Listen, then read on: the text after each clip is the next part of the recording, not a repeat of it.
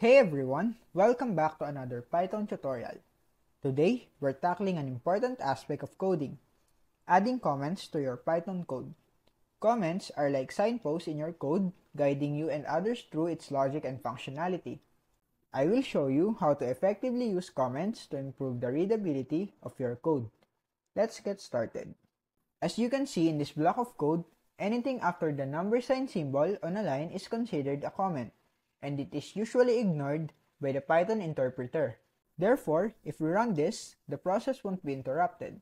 So, click on Run, and as you can see, it printed out just expected.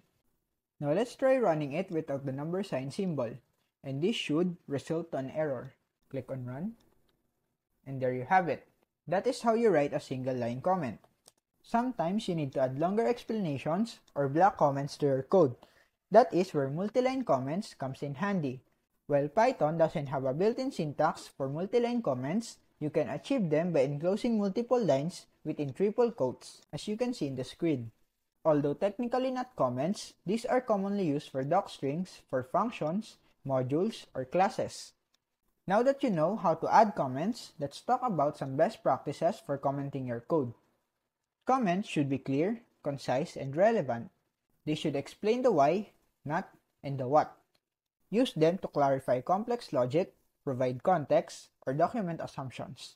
In this block of code, this will determine the prime numbers in a specific set of integers, which I would also make a video about in the near future. Here you will see that the program is readable and easy to understand, not only of the original dev, but also for anyone else who might read or maintain the code in the future.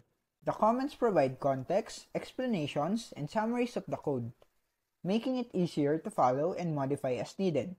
That's all for this tutorial. I hope you learned something new and I made it clear to add comments into your program. If you found this video helpful, make sure to like, comment, and subscribe to not miss out on our future tutorials.